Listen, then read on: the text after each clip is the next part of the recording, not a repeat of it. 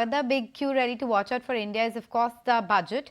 1st February, which is a Saturday, but the deliberations are underway. And in fact, today CI and a lot of bodies met with the Finance Minister and the other officials as well. My colleague Sumit Chaturvedi managed to catch up with a few of those attendees as far as the meeting is concerned to get a sense as to what their recommendations were. Let me take it across to some of the conversations that my colleague Sumit Chaturvedi had with the industry body personals to talk about the budget expectations.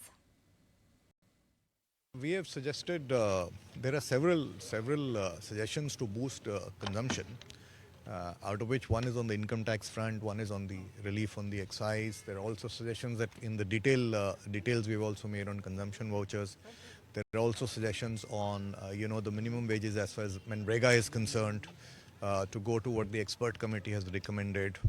And of course, all the other suggestions that we are talking about, for example, things to do with impetus to sectors that are large employment base, things to do with resilience in agriculture. Ultimately, all of these will contribute to the virtuous cycle of consumption. So directly just putting more money in the hands of people are the kind of specific suggestions we spoke about.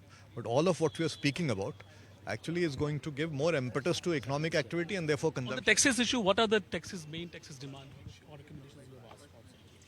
See, there is a very detailed suggestions more on simplification and ease of doing business. There are suggestions, and the government has been doing a lot of work on ease of doing business. So really building onto that, some more suggestions are there. And some areas like income tax, as I spoke about, is what we have spoken about. The majority of the recommendations were to do with, again, making things simpler in terms of doing business. As far as we are concerned at ASSOCHAM, we've done a pretty detailed study, actually interviewing MSMEs and what are the real issues.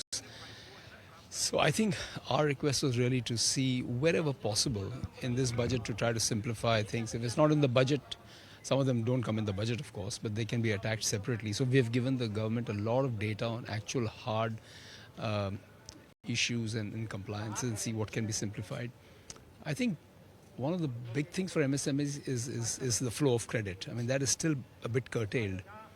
And I think we should hopefully see something. I'm really hoping we see something in this budget which encourages the banks to go for risk-based lending like what the Finance Minister had recommended last time. But I think there is no pickup of credit flow, or maybe it's a bit more constrained. So I think we need to drive credit flow to the MSMEs and SMEs, which I know the NBFCs can do, banks can do.